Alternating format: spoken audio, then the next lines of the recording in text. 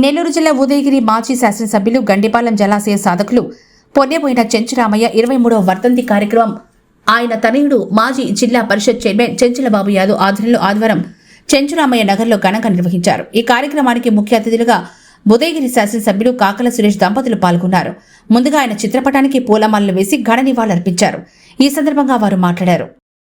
దివంగత ఉదయగిరి మాజీ శాసనసభ్యులు మా తండ్రి గారైనటువంటి చెంచురామయ్య గారి 23వ వర్ధంతికి సభాధ్యక్ష వచ్చినటువంటి మండల టీడీపీ కన్వీనర్ బైన గారికి ఈనాటి ఈ కార్యక్రమానికి ఎంతో ఆప్యాయతతో, ఎంతో అభిమానంతో, ఎంతో గౌరవంతో మేము ఆహ్వానించగానే మా తండ్రి గారి వర్ధంతి కార్యక్రమానికి ముఖ్య అతిథిగా వచ్చేటువంటి మన ఉదయగిరి నియోజకవర్గ మన ప్రియతమ శాసనసభ్యులు, మా సోదర సమానులు, గౌరవనీయులు, పెద్దలు కాకల సురేష్ గారికి, వారి శ్రీమతి మా సోదర సమానురాలు ప్రేరణ గారికి, అలాగే రాష్ట్ర కార్యదర్శి వెంకటరెడ్డి గారికి, మైనార్టీ సెల్ రాష్ట్ర ఉపాధ్యక్షుడు రియాజ్ గారికి, తల్లిబాబు రాజా గారికి, రవీంద్రబాబు గారికి, అలాగే ఈ కార్యక్రమాన్ని ఇచ్చేసినటువంటి పెద్దలందరికీ, అన్ని మండలాల కన్వీనర్లకు, ఈ చెంచురామయ్య గారి అభిమానులకు, పాత్రికేయులందరికీ కూడా ధన్యవాదాలు.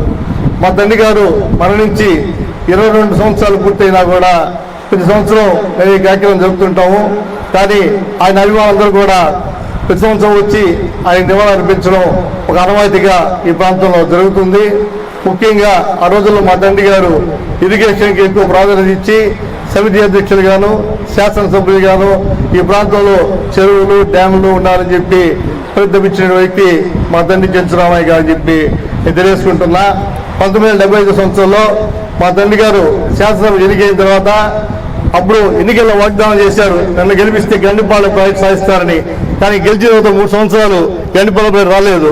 మా తండ్రి గారు శాసనసభలో మాట్లాడినారు, ఈ బడ్జెట్ సమావేశంలో ఉదయగిరికి గండిపాలెం ప్రాజెక్టు కానీ మీరు మంజూరు చేయకుంటే అప్పుడు ముఖ్యమంత్రి జగన్మోహన్ గారు, ఇరిగేషన్ మంత్రి ఆనందరెడ్డి చెప్పి నాకు ఇదే ఆఖరి సమావేశం, నాకు ఓట్లు వేసిన ప్రజలు రాగి సంగతి తింటున్నారు, నేను మాత్రం వరి తింటున్నాను, నాకు వరి తినడం ఇష్టం లేదు, వరి పండించాలంటే గండిపాలెం ప్రాజెక్టు రావాలి, గండిపాలెం ప్రాజెక్టుకి ఈ సభలో హామీ ఇవ్వకుంటే నేను ఇదే ఆఖరి సమావేశం సభకు రాని చెప్పి మా తండ్రి గారు మాట్లాడినారు.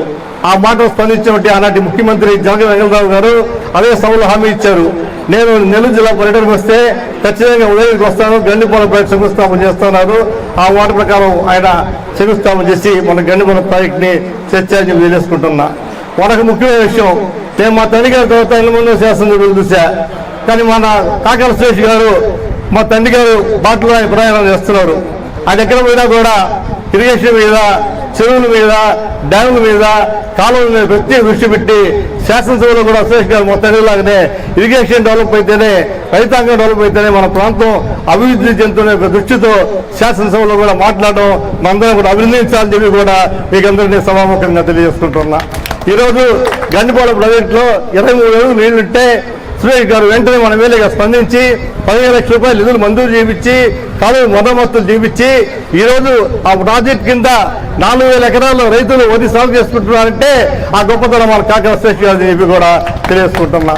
ఆ నిరాడంబరంగా ఎక్కడ ఎవరు పిలిచే పోయేవాళ్ళు మన సురేష్ గారు కూడా ఆర్భాటాలు అవసరం లే, రోజు ఏదో కార్యక్రమం ఉంటారు, ఏ హాస్పిటల్లో, ఊర్లో, గ్రామాల్లో అంగన్వాడీ టీచర్లు, ఎండీ వయస్సు, ఎంఓ వయస్సు ఎక్కడ తిరుగుతుంటారు. ఆయన మా తండ్రి గారు ఆ రోజులు ఎట్లా పనిచేశారో ఈరోజు మీరు కూడా అదే వాటిని సెలెక్ట్ చేసిన దానికి, మీరు కూడా పేద ప్రజలు మమేకమై తిరుగుతున్న దానికి మీకు మరొకసారి ప్రత్యేకమైనటువంటి కృతజ్ఞతలు, ధన్యవాదాలు తెలియజేసుకుంటూ మా ఈ కార్యక్రమం చేసేటువంటి మీకు మరొకసారి ధన్యవాదాలు తెలియజేసుకుంటూ సెలవుకుంటున్నా.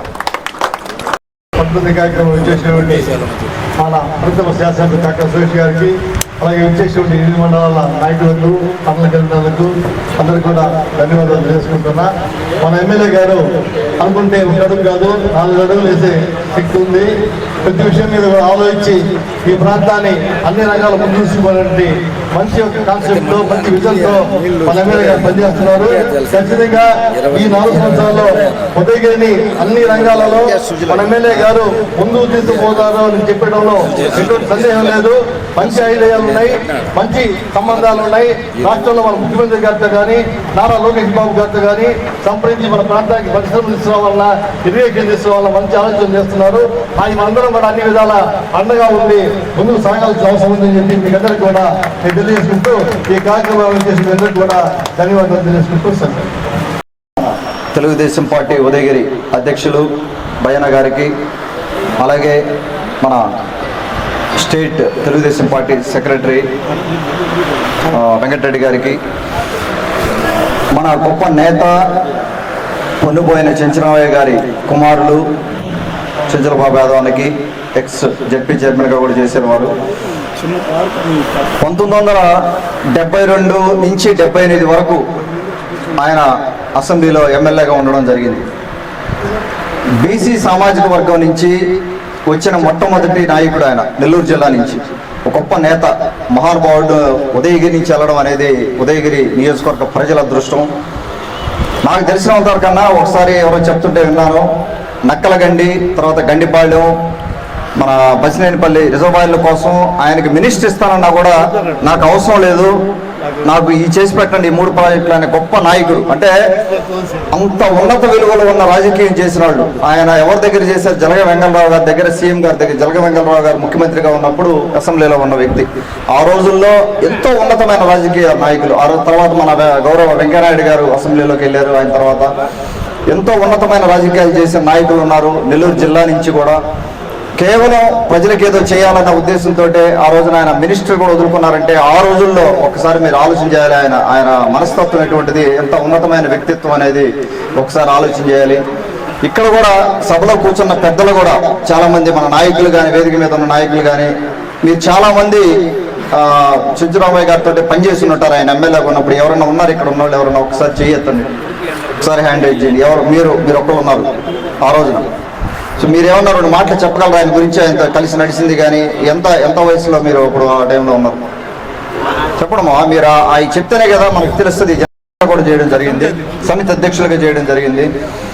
వారి కుమారులైన ఆయనతో మనకు వర్క్ చేయడం నా అదృష్టంగా నేను భావిస్తున్నాను. కుటుంబంతో అనుబంధం అనేది ఉంది. అలాగే మొన్న గండిపాలెం ప్రాజెక్ట్కి వెళ్ళినప్పుడు అన్న ఆ రోజు చెప్పాం మనం విగ్రహం పెట్టాలని. మనం గండిపాలెం ప్రాజెక్ట్ దగ్గర కూడా పెడదాం, ఇక్కడ పెడితే పెడదాం. గండిపాలెం ప్రాజెక్ట్ దగ్గర ఒక విగ్రహం ఉండాలైంది. ఆ రోజున గండిపాలెం ప్రాజెక్ట్ ఆయన పేరు కూడా పెట్టారు. తర్వాత వచ్చిన గవర్నమెంట్ ఆయన పేరు కూడా పెట్టడం జరిగింది. ఆయన మనం గుర్తుంచుకోవాల్సిన అవసరం ఉంది. అది డెఫినెట్గా మనం దాని దగ్గరుండి చేస్తాం ఆ కార్యక్రమం.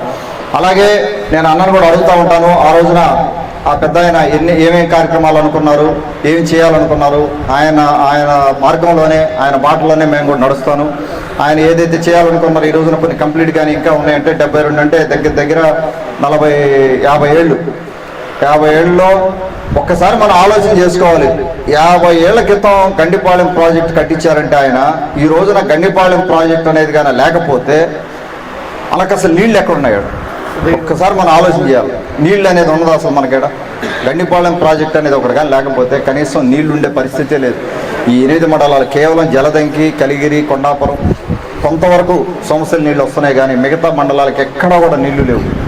ఇది పెద్ద ద్రోహం నా దృష్టిలో. నేను చెప్పాలంటే ఒక రకంగా ఇది మనం చాలా ద్రోహం ఇక్కడ ఈ ఏరియాకి చాలా ద్రోహం జరిగిందన్న. ఇది ఎంత మాత్రం క్షమించరానిది.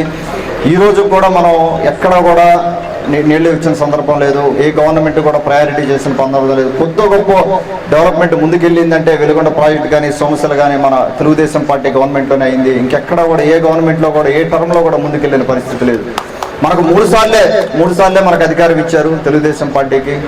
నేను గట్టిగా నమ్ముతా ఉన్నాను రాబోయే రోజుల్లో మరిన్ని సార్లు తెలుగుదేశం పార్టీకి అధికారం ఇస్తారు. ఈ ప్రాజెక్టులన్నీ ముందుకెళ్ళి మనం మళ్ళా ఉదయగిరి కోట మీద మనం జెండా అలాగే ఉంచే విధంగా మనం పోరాడదాం. ఏడించి ముఖ్యంగా మనం నీటి సమస్యల మీద పోరాడడానికి దగ్గరుండి అందరం కూడా తలావు చేసి ముందుకెళ్లాల్సిన పరిస్థితి వచ్చింది. ఈ రోజున తాగేదానికి నీళ్ళ కోసం దాదాపుగా 8 మండలాల్లో కూడా అన్ని ఇప్పుడు రేపు మే, జూన్లో వస్తూ ఉన్నాయి. కరువు కాలం.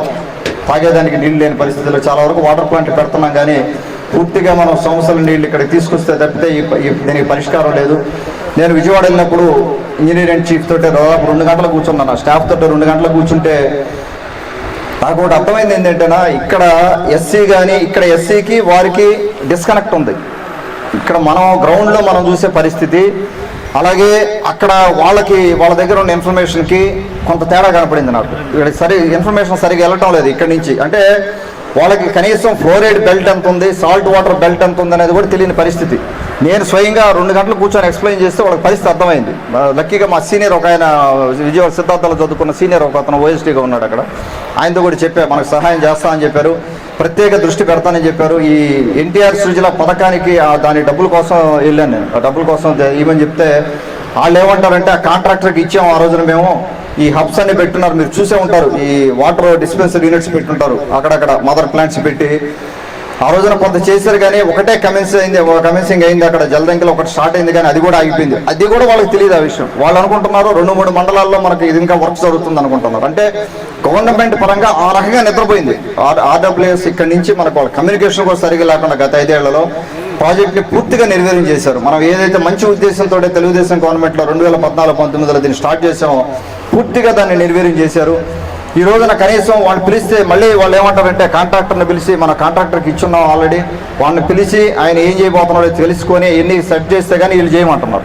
మెలిగి పెట్టారు కలెక్టర్కి ఆల్రెడీ 26 దాకా మనం కాంట్రాక్ట్ ఇచ్చున్నాము అతన్ని వర్క్ చేయమని. ఈ రోజుకి ఇన్ఫర్మేషన్ లేదు, కనీసం ఆ కమ్యూనికేషన్ ఆయన దగ్గర నుంచి వచ్చింది కూడా వీళ్ళ పైకి పంపించలేదు. విపరీతమైన డిస్కనెక్ట్ ఉంది. వీటన్నిటి మీద మనం ఆన్ టాప్ ఆఫ్ ఇట్ ఉండబోతున్నాం. ప్రతి ఒక్క దాని మీద కూడా నీటి సమస్యను పరిష్కారం చేసే విధంగా ముందుకు పోదాం. మీరందరూ కూడా చాలా మంది ఇంటలెక్చువల్స్, చాలా మంది సీనియర్స్, ఇక్కడ ఎక్స్పీరియన్స్ ఉన్నవాళ్ళు, గౌరవ జర్నలిస్ట్ మిత్రులు ఉన్నారు చాలా మంది. మొన్న ఈ మధ్య లాస్ట్ వీక్ కూడా చాలా మంది నన్ను కలవడం జరిగింది. అందరికీ తెలిసిన సమాచారం మాకు కూడా కావాలి. నేను ఒక్కనే చేస్తానని చెప్పడం లేదు, అందరం కూడా తలా చేద్దాం. ఉదయగిరి నియోజకవర్గంలో ఇక్కడ ఉదయగిరి మండలంలో ముఖ్యంగా మనం చేయాల్సిన పనులు మనం ముందుకెళ్ళడం జరుగుతుంది. ఖచ్చితంగా 4 ఏళ్లలో ఒక అడుగు అయితే పడుతుంది, డెఫినెట్గా ఒక అడుగు పడుతుంది. టూరిజం వైపు నుంచి కానీ ఉదయగిరి మండల డెవలప్మెంట్ కానీ ఒక అడుగు పడేటట్టు చేద్దాం. అందరం కలిసి సలహా చేసి ముందుకెళ్దాం. అందరికీ నా ధన్యవాదాలు. ఇంత పెద్ద కార్యక్రమానికి ఎట్టుకొచ్చి ఆ పెద్ద ఆయన ఒకసారి తలుచుకొని మనం మళ్ళీ ఆయనకి వర్ధంతి సెలబ్రేట్ ఇది చేసుకోవడానికి వచ్చినందుకు అందరికీ కూడా ప్రత్యేక ధన్యవాదాలు తెలుపుకుంటాను. జోహార్ జోహార్ జోహార్.